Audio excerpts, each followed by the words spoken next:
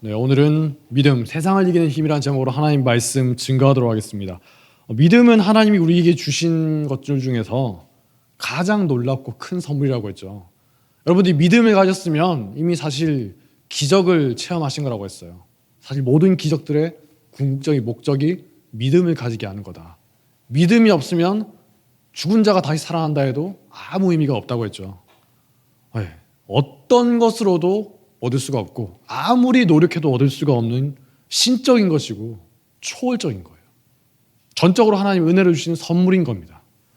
근데 그런 믿음이 그 자체로도 우리가 갖고 있는 것만으로도 큰 위로가 되는데 오늘 말씀을 보니까 실제적으로 힘이 된다고 하죠. 어떤 식으로요? 세상을 이기는 힘이다. 4절에서 5절 말씀을 다시 함께 읽겠습니다. 시작. 무릇 하나님께로부터 난 자마다 세상을 이기느니라. 세상을 이기는 승리는 이것이니 우리의 믿음이니라.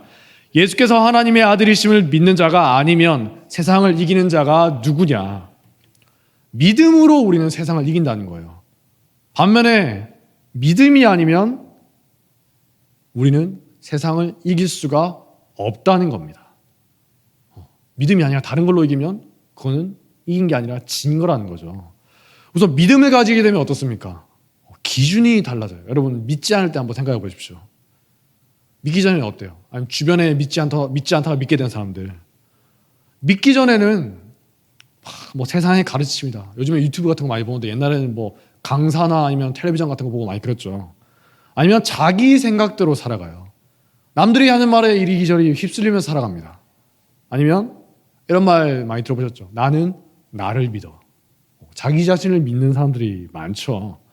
자기 소견에 오른 대로 살아가요. 근데 그 이상은 아닙니다. 믿음이 없는 사람들은 그게 당연한 거예요. 근데 그러던 사람이 어느 순간 믿음을 가지게 되면 놀랍게 변화되기 시작합니다. 말씀에 누가 일부러 시킨 것도 아닌데 그냥 자기 스스로 이상하게 말씀에 부담감을 갖게 돼요. 이전에는 그냥 읽고 넘어가던 그런 말씀인데 그냥 좋은 말씀이네요. 지혜로운 말씀. 그런 수준이었는데 하나님의 말씀으로 다가오는 거예요. 내 삶을 지배하는 겁니다. 제가 옛날에 말씀드렸던 어떤 목사님 희한하게 그런 분 처음 봤는데 군대에서 믿게 되신 분이 있다고 했죠. 이전에는 어머니 때문에 그냥 어쩔 수 없이 교회에 가끔 나가주시던 그런 분이에요. 어머니 생각에서 가끔 나가주셨다가 끝나자마자 총알같이 나가는, 실제로는 내 마음대로 살던 인생이었는데 군대에서 어쩌다 보니 믿음을 가지게 되니까 말씀 때문에 찔리는 거예요. 그분이 굉장히 세속적으로 살았다고 합니다. 이전에는 군대 후임들 어떻습니까? 요즘에는 그렇게 함부로 하지 못하는데 옛날에는 20, 30년 전에는 어마어마했죠. 막 함부로 대하고 부려먹고 막 때리기도 하고 당연하게 여기면서 살아왔어요. 남들도 그러니까 자기도 똑같이 살았다는 겁니다. 근데 믿음을 가지게 되고 교회에서 가져온 성경을 읽기 시작하면서 매일매일 고민하게 되는 거예요. 내가 오늘도 못 참고 한 대 때렸는데 이러면 안 되는 건데 하면서 거룩함, 구별된 자로 살아가기 시작하는 겁니다. 우리가 믿게 됐다고 해서 순식간에 변하는 게 아니죠. 말씀대로 온전히 살 수 있는 사람도 아무도 없어요. 수십 년 동안 쌓여온 사고방식이 있으니까 한순간에 모든 게 바뀌지는 않는다는 겁니다. 하지만 말씀을 우리가 듣거나 읽을 때마다 우리 내면에 들어오신 성령 하나님께서 깨닫게 하시는 거예요. 말씀이 자꾸만 찔림이 되고 막 부담이 되고 생각이 나고, 이전에는 내 생각대로 혹은 세상 기준으로 살아왔는데 이제는 하나님의 말씀을 기준으로 살아간다는 거예요. 그게 그리스도인 신자의 삶이라는 겁니다. 구별된 자라고 하죠. 거룩함. 거룩이 딴 게 아니라고 했죠. 구별됐다. 오늘 말씀도 보니까 믿는 게 뭐라고 하죠? 말씀을 지키는 자가 믿는 것이다. 1절에서 3절 말씀 다시 함께 읽겠습니다. 시작. 예수께서 그리스도이심을 믿는 자마다 하나님께로부터 난 자니 나 또한 낳으신 이를 사랑한 자마다 그에게서 난 자를 사랑하느니라. 우리가 하나님을 사랑하고 그의 계명들을 지킬 때 이로써 우리가 하나님의 자녀를 사랑한 줄을 아느니라. 하나님을 사랑하는 것은 이것이니 우리가 그의 계명들을 지키는 것이라. 그의 계명들은 무거운 것이 아니로다. 우리가 행함으로 구원을 받습니까? 절대 아니죠. 오직 은혜로 구원을 받아요. 그런데 은혜로 구원받는 그 믿음이 진짜 믿음이라면 어떻게 행함이 따라오지 않겠냐는 겁니다. 바울이 말했던 여러 가지 성령의 열매들 아시죠? 삶을 통해서 성령의 열매가 맺혀가는 게 당연하다는 거예요. 열매 맺지 않는 나무, 시간이 아무리 지나도 열매 맺지 않는 나무, 성경에는 나쁜 나무, 못된 나무라 합니다. 찍어서, 도끼로 찍어서 불에 태워버릴 것이다. 마태복음 7장 19절부터 이렇게 말합니다.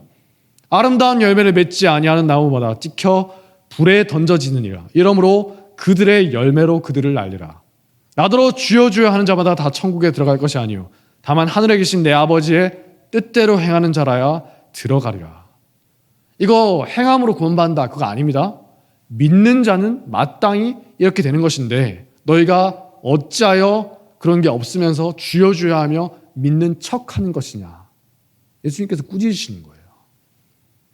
이거 무시하고 백날 주여 주여 하면서 설교하고 해봤자 아무 의미가 없다는 겁니다. 여러분 혹시 식물 키워보셨어요? 어렸을 때 학교 여름방학 숙제로 그런 거 가끔 하고 했었는데 나무에 물을 주고 햇빛이 비치면 열매를 맺을 수밖에 없죠. 나는 열매를 맺고 싶지 않아요. 발버둥을 쳐도 열매가 맺힙니다. 자연스럽게 맺히는 거예요. 그것처럼 우리의 믿음이 진짜라면 아까 그 목사님처럼 반드시 예외가 없어요. 반드시 말씀의 거룩한 부담감을 느끼고 조금씩 변화가 있다는 겁니다. 물론 사람마다 차이는 있겠죠. 어떤 사람은 빨리 변하고 많이 변할 수가 있어요. 어떤 사람은 조금 변하고 천천히 변한다. 차이는 있겠지만 말씀이 기준이 되어서 변한다. 그건 누구나 똑같다는 겁니다. 예외가 없어요. 만약에 믿음 생활을 정말 오래 했는데 변화가 없다. 여전히 자기 마음대로 살아가고 있다. 믿음이 없는 겁니다. 믿음이 없어요. 집사든 권사든 장로든 목사든 예의가 없다는 거예요. 믿음이라고 착각하면서 살아온 거지 실제로는 다른 걸 믿고 있었다는 겁니다. 이러므로 그들의 열매로 그들을 알리라. 이사야서 1장 말씀을 보면 이렇게 종교성이 많은 사람들이 나오거든요. 종교적인 그런 것들을 굉장히 많이 합니다. 우리로 치면 예배 다 참석하고 헌금도 많이 하고 선교도 다 가고 찬양 열심히 기도 열심히 다 하는데 그 사람들 향해서 하나님이 말씀하시는 거예요. 역겹다. 야고보서에도 나오지 않습니까? 행함이 없는 믿음은 죽은 믿음이다. 귀신들의 믿음과 같다는 거예요. 죽은 믿음이 뭡니까? 믿음이 아니라는 거죠. 믿음을 가진 그리스도인은 말씀에 따라서 얘기합니다. 말씀에 따라서 승리한 삶을 살게 된다는 거예요. 세상에서는 어떻죠? 그런 거 말고 다른 걸로 이겨야지. 무슨 기도냐? 무슨 말씀이냐? 정신 차려라. 돈이나 인맥으로 아니면 사회적인 명성으로 혹은 정치적인 영향력으로 세상에서는 그게 맞죠. 그래야 이기니까. 그러다 보니까 교회에서도 돈 좀 가진 사람 아니면 사회적 지위가 있는 사람들 더 대접해준다거나 특별 대우하고 그런 일들이 있다는 거예요. 다행히 아직 제가 우리 교회에서 제가 직접 본 적은 없어서 다행입니다. 봤으면 사생결단을 냈겠죠. 사탄을 불러가라. 그런 논리에 속아가지고 오랫동안 우리 교회가 그런 걸 지향하고 가진 걸로 위세 부리면서 살아온 결과가 어떻습니까? 철저하게 패배했어요. 오늘날 누가 우리 사회에서 교회가 승리했다고 말하는 사람이 누가 있어요? 다 졌다고 말하지. 승리했다. 거짓말입니다. 졌어요. 가진 건 많습니다. 옛날 우리 조상들 비해서 가진 거 정말 많아요. 재산도 많고 교인도 많고 정치적으로 영향력도 행사하는 것 같습니다. 근데 가면 갈수록 찌그러지고 있는 거예요. 사회적으로 교회가 비웃음의 대상이 되어 가는데도 여전히 깨닫지 못하는 겁니다. 세상과 전혀 다를 게 없는 방식으로 그렇게 이기려고 하니까 이기는데 이깁니다. 이기면 이길수록 수렁에 빠져들어가는 거예요. 속고 있다는 거죠. 저도 종종 살다 보면 속고 나서 이러면 안 되지, 아차 싶은 게 있는데, 우리 교회가, 그리스도인이 돈이나 힘으로 찍어 눌러서 이기면 어때요? 사람들이 박수 쳐줍니까? 역시 교회야. 역시 하나님 살아계시는구나. 아무도 안 그래요. 속으로 다 비웃습니다. 저게 무슨 교회냐. 굳이 믿음을 가질 필요가 없다는 거예요. 힘만 가지면 그만이니까. 너희가 우리랑 다를 게 대체 뭐냐는 겁니다. 심지어 남들을 속여서 목적을 이루면 그만이다, 이런 경우도 있죠. 교회라고 뭉뚱그려서 말하니까 남일처럼 느껴지는데 그리스도인의 삶에서도 똑같다는 겁니다. 힘으로, 혈기로, 자기의로, 돈으로, 인맥으로, 지위로. 특히 보면 잔머리 굴려가지고 상습적으로 거짓말하는 사람도 있죠. 요즘에 아무렇지도 않게 그런 일들이 있는데 성경은 분명히 말하고 있죠. 거짓은 사탄의 것이다. 하나님은 거짓말을 하실 수도 없는 분이다. 부끄러움을 모르는 거예요. 말씀에 찔리지도 않아요. 아무렇지도 않게 여기서 이 말하고 저기 가서 저 말하고 이간질하고 거짓을 퍼뜨리고. 왜죠? 자기 목적을 이루기 위해서 수단과 방법을 가리지를 않는다는 겁니다. 우리 한국교회 믿음의 조상들 어떤 분입니까? 교회를 핍박하던 자들에게 이런 말 들었거든요. 기독교인들, 그놈들은 대체로 거짓말을 하지 못하는 놈들이다. 손해를 감수하면서까지 거짓을 멀리했다는 거예요. 교회의 적들에게 이런 평가를 받았다는 거예요. 하나님이 거짓을 미워하시니까. 오늘날에는 교회에서부터 거짓이 판을 치고 있는 거죠. 물론 살다 보면 거짓말을 좀 할 수도 있습니다. 저도 거짓말을 하면 살았는데, 근데 어쩌다가 실수로 피치 못할 사정으로 그럴 수도 있는데, 그러려니 하겠는데 상습적으로 악질적으로 하는 경우가 있죠. 대체 뭘 위해서 그러는 건지 모르겠어요. 교회가 점점 패배의 늪으로 빠져들어가고 있습니다. 네. 뉴스에 나오는 것들 보면 어때요? 승리해서 나오는 게 거의 없죠. 사람들이 비웃는 일들밖에 없어요. 정신 차리셔야 된다는 겁니다. 그리스도인은, 교회는 세상 방식으로 이기면 지는 거예요. 이기는 게 재앙이에요. 이기면 이길수록 수렁에 빠지는 겁니다. 나중에는 그게 잘못된 건지도 몰라요. 하도 그렇게 살아가지고 익숙한 겁니다. 우리 늘 이렇게 살아왔는데 왜 딴소리 하냐? 만약에 우리가 이런 함정에 빠질 수만 있다면 사탄이 얼마든지 우리를 이기도록 도와주겠죠. 도와줄게. 후원해 주는 거예요. 사울이 오랫동안 승승장구하지 않습니까? 어떻게 그럴 수 있어요? 악령이 도와주는 겁니다. 내가 너를 이기도록 도와줄게. 계속 이겨요. 그러다가 멸망하는 거죠. 반면에 우리가 좀 정신이 나가서 이런 거에 의지하면서 살아가고 있는데 아무리 애를 써도 이길 수가 없으면 어떻습니까?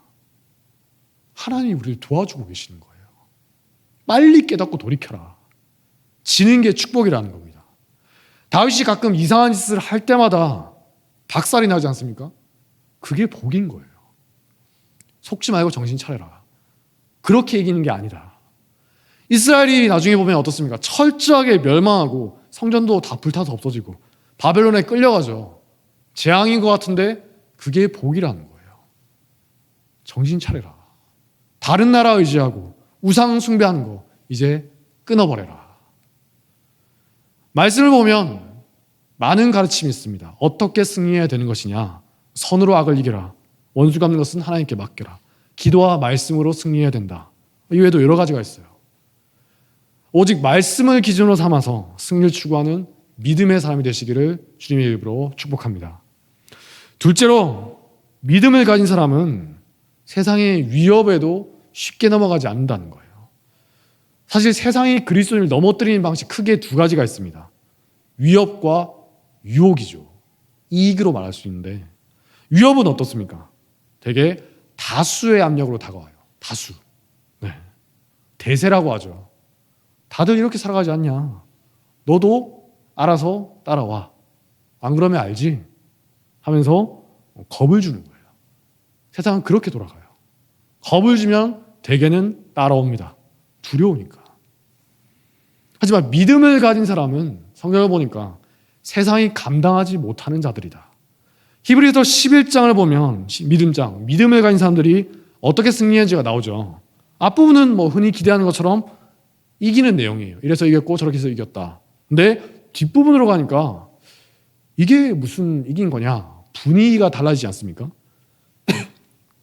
어떤 이들은 더 좋은 부활을 얻고자 하여 심한 고문을 받되 구차히 풀려나기를 원하지 아니하였으며, 또 어떤 이들은 조롱과 채찍질뿐 아니라 결박과 옥에 갇히는 시련도 받았으며, 돌로 치는 것과 톱으로 켜는 것과 시험과 칼로 죽임을 당하고 양과 염소의 가죽을 입고 유리하여 궁핍과 환난과 학대를 받았으니 이런 사람은 세상이 감당하지 못하느니라. 세상이 감당하지 못하는 사람들이다. 왜냐? 위협하고 두려움을 주면 넘어가야 되는데 믿음을 가진 인간들이 이 세상에 소망을 두는 게 아니다 보니까 먹히지를 않는 거예요. 일제시대에 김교신이라는 분이 있는데 이분이 잡혀갑니다. 잡혀가는데 베테랑 경찰관이 잡아놓고 신문하면서 이렇게 말했다고 하죠. 내가 오랫동안 경찰로 복무하면서 많은 사람을 신문하고 또 설득시키고 또 위협해서 이제 배교 이제 변심하게 만들었는데, 그래서 잘 아는데 너희 기독교인들이 제일 악질적인 놈들이다. 뭐 독립운동을 하는, 사회운동을 하는 이런 놈들은 잡아서 좀 이제 두들겨 패면서 시간이 지나면 다 넘어오는데 너희 기독교인들은 언제 올지도 모르는 예수라는 놈을 기다리면서 이 세상에 매이질 않는다. 그래서 지독하게 넘어오지 않더라. 너희들이 제일 악질적인 놈들이다. 위협에 굴복하고 대세를 따른 사람들 어느 시대나 있었죠. 여론을 의식했던 사울이 대표적이지 않습니까? 하나님 앞에 무엇이 옳은 것인가 판단하기보다 많은 사람들이 원하는 걸 따라가요. 어떻게 하면 사람들의 인기를 얻을 수 있을까? 그럼으로써 자기 권력을 지키려고 하는 겁니다. 예수님 당시의 대제사장들, 종교인들 어떻습니까? 끊임없이 무리를 두려워하죠. 복음서를 보면 이 사람들의 반응 중에 대표적인 게 이거예요. 그들이 무리를 두려워해요.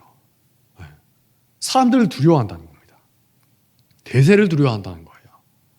아무리 왕이다, 대제사장이다, 타이틀 달고 있어도 의미가 없다는 거예요. 뻔한 인생을 살고 있다는 겁니다. 믿음이 없는 사람과 전혀 구별되지 않는 뻔한 인생이다. 반면에 대세를 따라가지 않고 믿음을 지켰던 사람들이 있죠.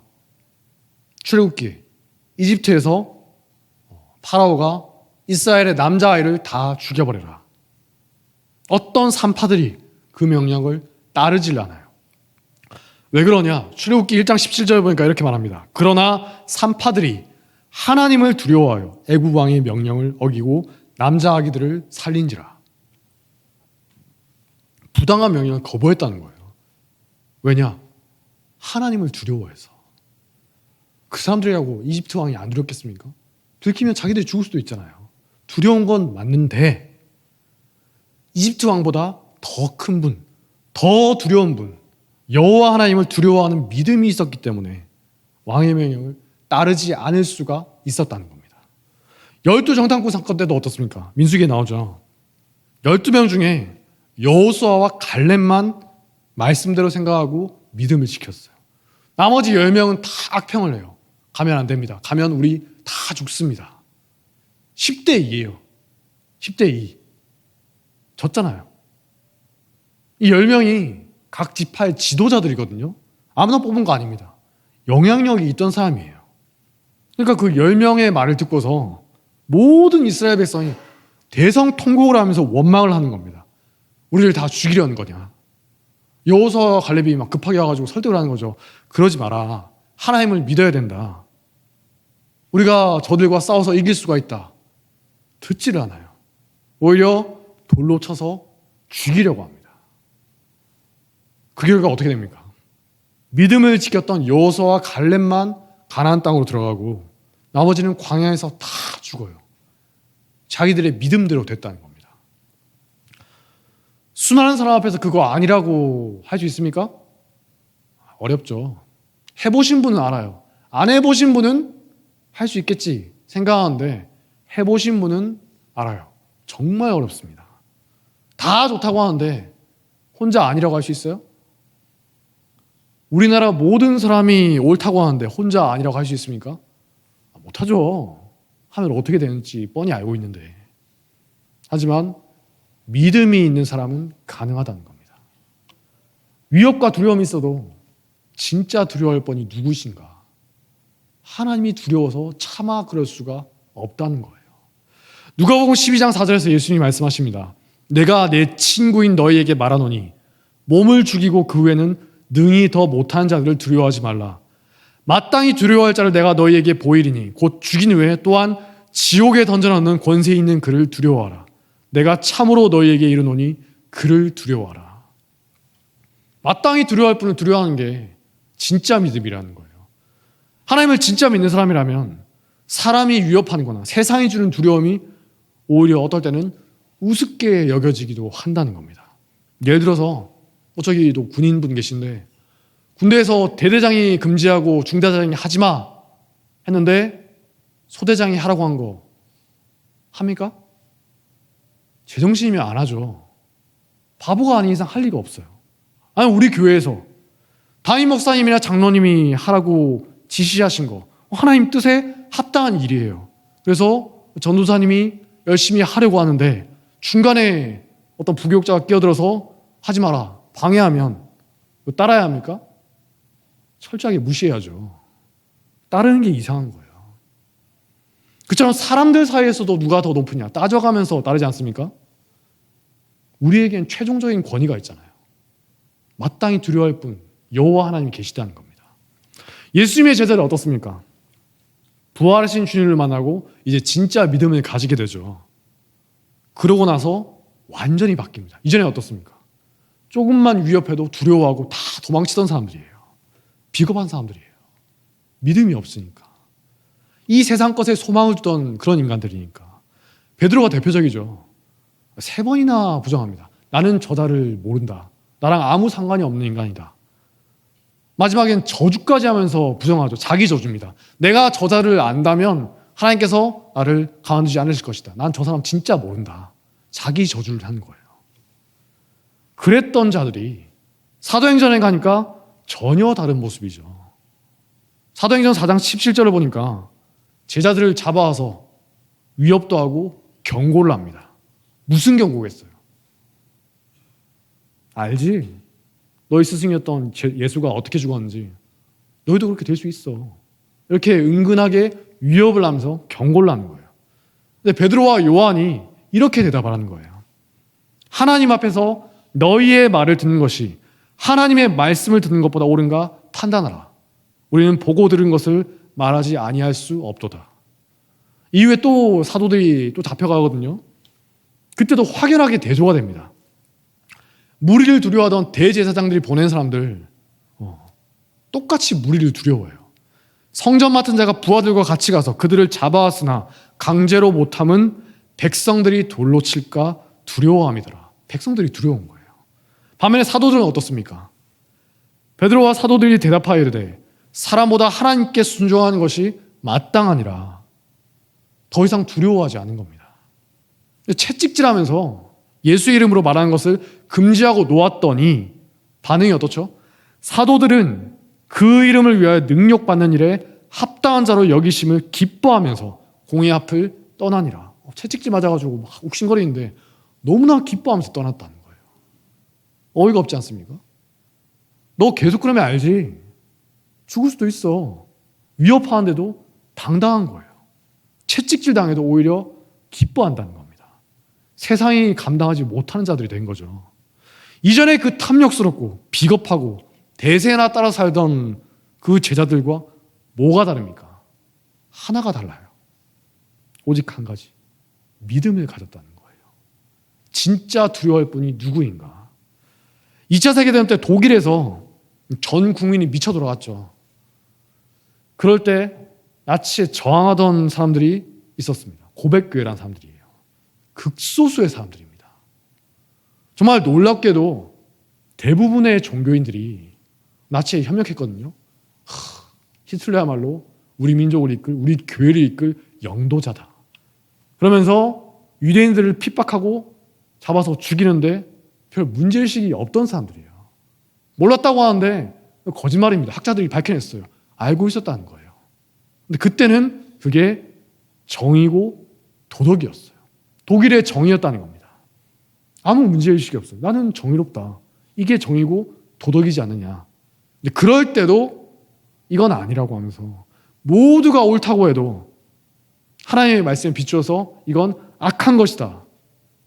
핍박을 기꺼이 감수했던 사람들이 있었다는 겁니다. 우리 조상들도 그랬죠. 신사참배. 지금은 신사참배 뭐 나쁜 거 아니에요 이렇게 할지 모르겠지만 그때는 아니에요. 신사참배는 우상숭배가 아니라 국민의례일 뿐이다. 이렇게 말했거든요. 이러면서 강요하던 때가 있어요. 왜 국민의례 하지 않느냐. 수많은 종교인들이 굴복했답니다. 네. 난 우상숭배 하는 거 아니야. 국민의례 할 뿐이야.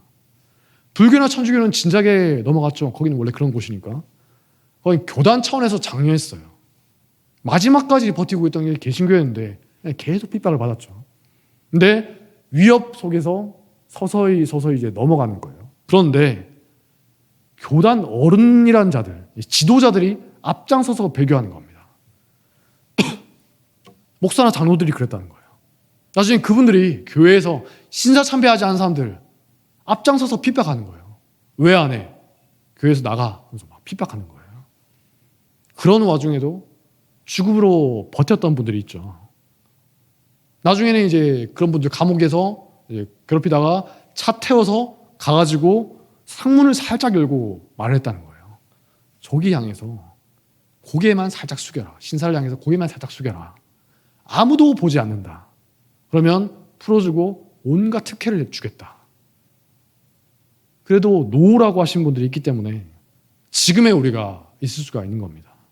다니엘의 세 친구들처럼 그리 아니하실지라도 우상에게 고개를 숙일 수는 없습니다. 그런 분들이 있었다는 거예요. 그분들이 무슨 뭐 강철 같은 인간이라서 그렇습니까? 아니죠. 대표적으로 주기철 목사님 같은 분 기록을 보면 잠깐 뭐 병에 걸려서 잠깐 풀려나가지고 왔을 때 교인들에게 부탁을 했다고 합니다. 자기가 너무 두렵고 힘들다. 끝까지 버틸 수 있도록 나를 위해 기도해 주십시오. 인간적으로는 너무나 두렵지만 진짜 두려워해야 할 분이 누군지 알기 때문에 그 믿음이 진짜기 때문에 그럴 수가 있었다는 거예요. 평소에 막 그럴듯한 소리 하면서 막 설교하면서 주여 주여 말로만 하던 목사들 다 넘어갔어요. 순식간에 넘어갑니다. 굳이 고난을 감수할 필요를 못 느끼니까. 하지만 진짜 믿음을 가진 사람은 세상이 감당할 수 없는 믿음을 보였다는 겁니다. 그리고 우리가 이 자리에 계신 여러분들이 그런 분들의 후손이에요. 조상들 이름에 먹칠하지 맙시다.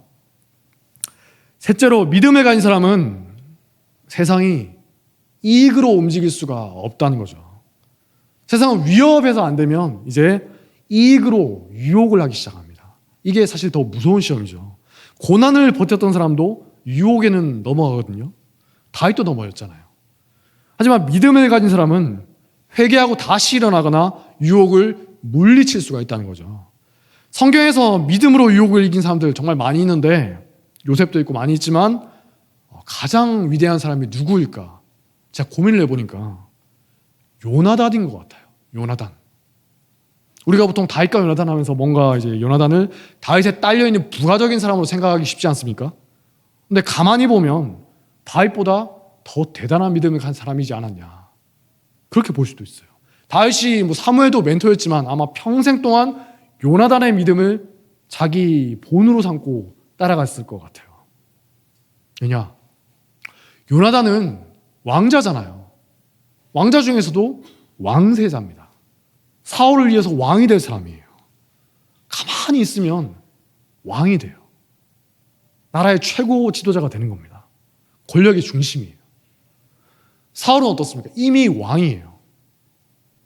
우리가 오해하시면 안 됩니다. 사울이 자기 왕위를 뺏길까봐 다윗을 죽이려고 하는 게 절대 아니에요. 사울은 이미 왕입니다. 그리고 다윗이 자기에게 반역할 생각이 없다. 사울 자기가 너무나 잘 알고 있어요. 사울이 알고 있습니다. 그런데도 다윗을 죽이려고 애쓴 이유가 뭐냐? 자기 아들 요나단을 위해서 그런 거예요. 그러니까 사울이 속이 터지는 거죠. 왜 자꾸 다윗을 도와주는 거냐? 네가 왕이 되어야 되지 않느냐? 나중에는 요나단에게 화를 내죠. 욕을 하면서 화를 냅니다. 이 폐역무도한 계집의 소생아, 네가 이새의 아들을 택한 것이 너의 수치와 너의 어미의 벌거벗은 수치됨을 내가 어찌 알지 못하겠느냐. 이새의 아들, 다윗이죠. 이새의 아들이 땅에 사는 동안은 너와 너의 나라가 든든히 서지 못하리라. 너의 나라가 되지 못한다는 거예요. 그런즉 이제 사람을 보내어 그를 나에게로 끌어오라. 그는 죽어야 할 자이니라. 너를 위해서 내가 지금 이러고 있는 거예요. 하나님 말씀을 어기면서까지. 네가 이러면 어떡하냐. 내 요나단이 오히려 아버지를 말리는 거예요. 그러시면 안 됩니다.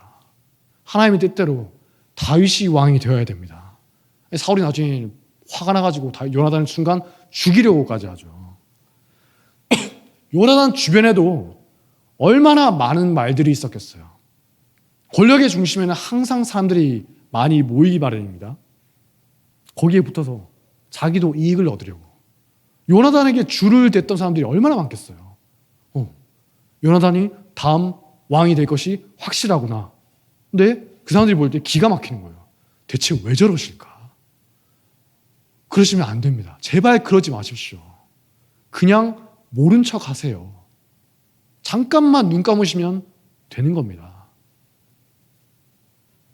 이익 앞에서 부모 자식도 갈라지는 게 인간관계예요. 원수가 되기도 하지 않습니까? 특히 권력만큼 민감한 게 없죠. 옛날 격언 중에 이런 말이 있습니다. 권력은 부모 자식 간에도 나눌 수가 없다. 실제로 권력을 지키겠다고 자기 자식을 죽인 부모도 정말 많죠. 권력을 가지려고 자기 부모를 죽인 자식도 셀 수 없이 많아요. 세상에서 제일 강한 중독이 뭐냐? 권력 중독이라고 하죠. 마약 중독하고 거의 똑같다고 해요. 그만큼 권력에 중독되는 게 무섭다는 거예요. 한 번 빠지면 헤어나올 수가 없어요. 주변에서 많이 보지 않습니까? 그릇에 맞지 않는 지위에 앉거나 능력을 가지게 된다. 얼마나 망가지는가. 얼마나 주변을 망치는가. 종교인도 마찬가지죠. 권력 맛을 보게 되면 눈이 돌아가는 거예요. 하나님이 어떻고 말씀이 어떻고 하나도 귀에 들어오지 않아요. 하지만 요나단은 이익 앞에서 자유롭다는 거예요. 왕자의 몸이지 않습니까?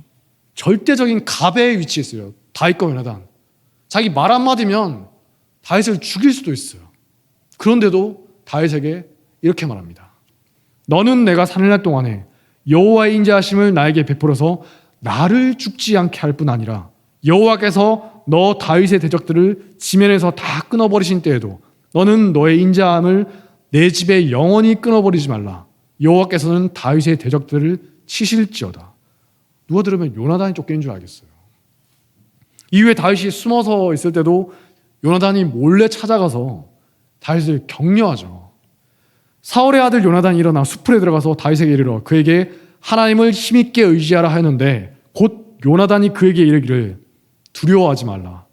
내 아버지 사울의 손이 너에게 미치지 못할 것이요 너는 이스라엘의 왕이 되고 나는 너의 다음이 될 것을 내 아버지 사울도 안다 하니라. 요나단은 이익으로 움직일 수가 없는 사람이라는 거예요. 아버지가 아무리 꼬셔도 넘어가지 않습니다. 주변에서 아무리 꼬셔도 흔들리지 않아요.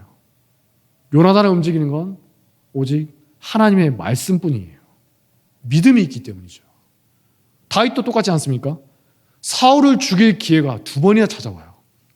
부하들이 난리가 납니다. 당장 죽입시다. 이거 하나님이 주신 기회지 않습니까? 근데 어떻죠? 이익 중심적인 논리예요. 그걸 합리화하기 위해서 하나님의 이름을 끌어오는 겁니다. 우리가 자주 보는 논리지 않습니까? 다윗이 꿈쩍도 안 하죠. 요나단과 영적으로 결이 같은 사람이에요. 다윗도 이익으로 움직일 수 없는 사람이라는 겁니다. 아무리 유혹을 해도 넘어가질 않아요. 설사 실수로 넘어간다 하더라도 회개하고 돌이키는 겁니다. 이익 따라 움직이는 사람이 제일 수준 낮은 사람이에요. 그런 사람이 되지 마시기 바랍니다. 맨날 이런 거 따진 사람들 있죠. 이게 나에게 이익이 되느냐 아니냐. 믿음이 있는지부터 점검하셔야 된다는 겁니다. 옥살주기도 많아요. 조심하시기 바랍니다. 말씀을 정리하겠습니다.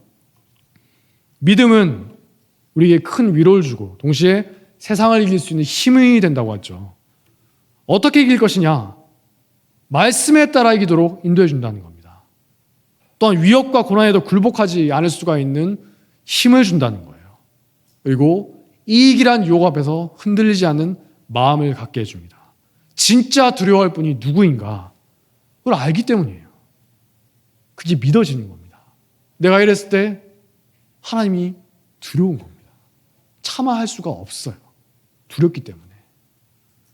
옛날에 맹자라는 사람이 마땅히 지향해야 될 인간상, 대장부란 무엇인가에 대해서 이런 말을 남겼는데 이게 믿음을 가진 자의 모습이 아닌가 상당히 비슷하더라고요. 제가 우리 기독교의 언어로 좀 바꿔서 말해보겠습니다. 세상의 가장 넓은 자리에 머무르고 세상의 가장 바른 자리에 서서 세상의 가장 위대한 말씀을 실천할 줄 알아야 한다. 뜻을 얻으면 사람들과 함께하고 뜻을 얻지 못하면 혼자서라도 그 말씀을 행한다. 그러므로 부귀영화도 그를 타락시킬 수 없고 빈천도 그를 비굴하게 할 수 없으며 어떤 폭력도 그를 굴복시킬 수 없다. 이것을 일컬어서 그리스도인이라 한다. 믿음으로 세상을 이기는 세상이 감당할 수 없는 믿음의 사람들이 되시길 주님의 이름으로 축복합니다. 자리에서 일어나겠습니다. 찬송가 357장 찬양하겠습니다.